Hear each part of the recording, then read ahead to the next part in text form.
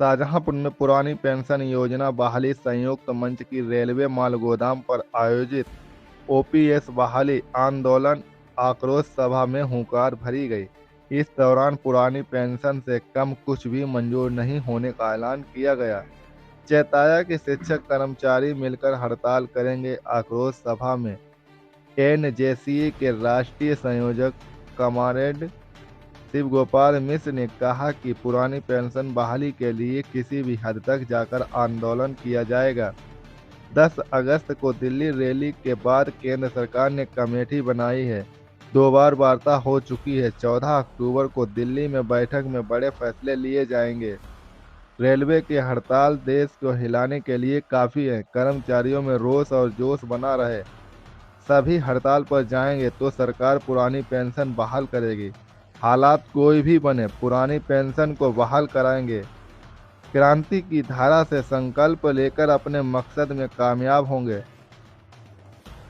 AIRF के राष्ट्रीय उपाध्यक्ष एमपी चौबे ने कहा कि रेलवे की हड़ताल सरकार को घुटने टेकने पर मजबूर करेगी। अभी जो सरकार पुरानी पेंशन बहाली पर मनमानी कर रही है, इससे हर कर्मचारी गुस्से में है। यह उबाल देशव्यापी हड़ताल में दिखेगा। नरमू के मंडल मंत्री राजेश चौबे ने कहा कि युवा कर्मचारी जोश के साथ अपनी मांग पर डटे रहें।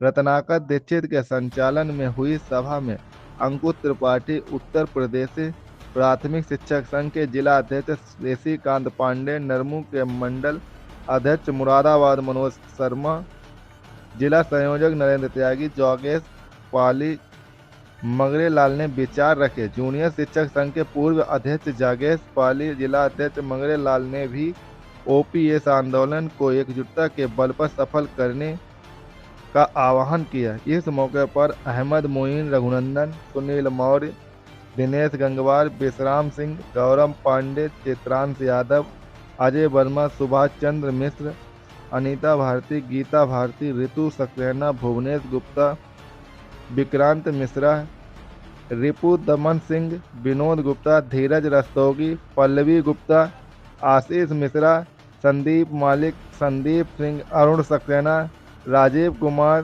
धनंजय, अशरफ, एसके तोमर, शिव कुमार सक्सेना, राम अवतार शर्मा, ग्राम विकास मिनिस्ट्रियल एसोसिएशन जिला अध्यक्ष अमित कुमार, शिवशंकर सक्सेना, ओमकार रामजी गुप्ता, श्रीमती किरण श्रीवास्तव, उमेश सिंह राणा आदि मौजूद रहे।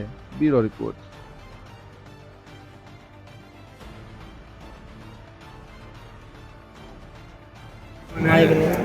शिक्षकों ने मिल करके रामलीला मैदान में 2 लाख से ऊपर लोगों ने प्रदर्शन करने का काम किया।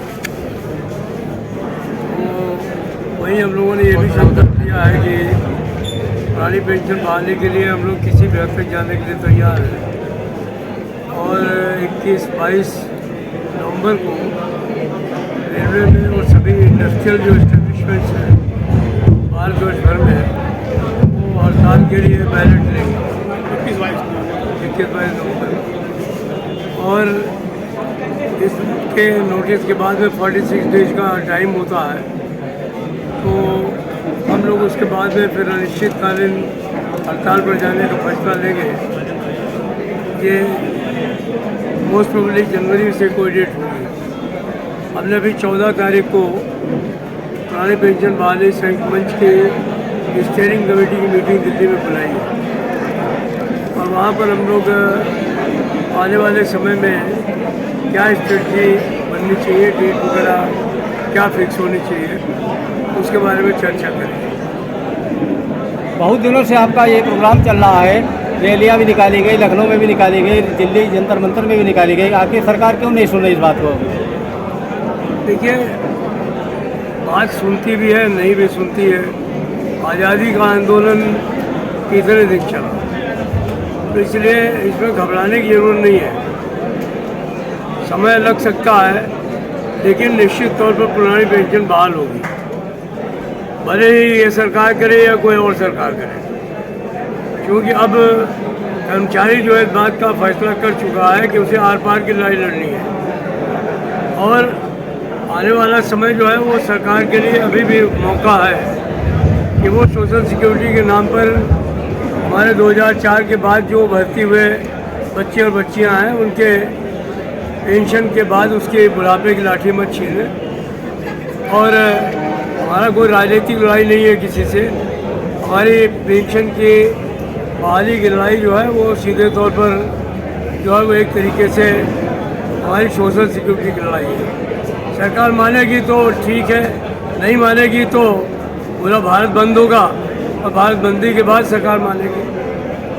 कितने संगठन हैं आपके साथ? 36 संगठन हैं सारे हिंदुस्तान में मिला करके।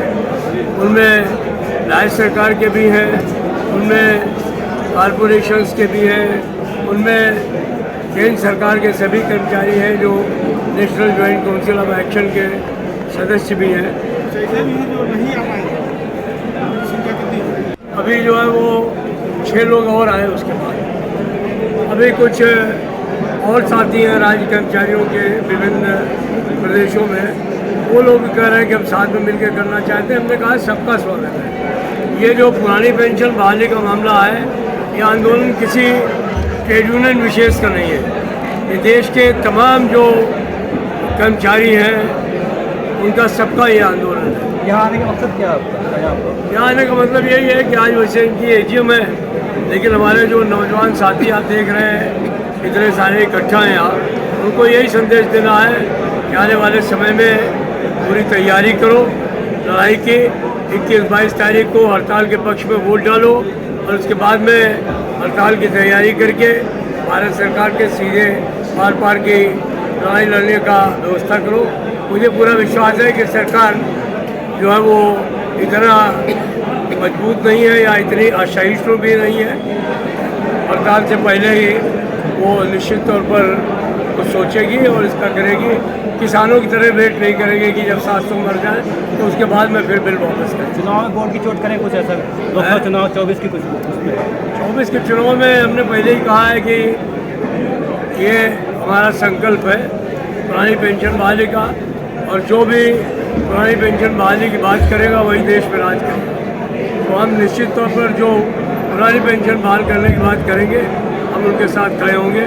वैसे हमारा कोई राजनीतिक उद्देश्य नहीं है। बीजेपी बहाल कर दे तो हम बीजेपी के साथ भी खड़े हो सकते हैं।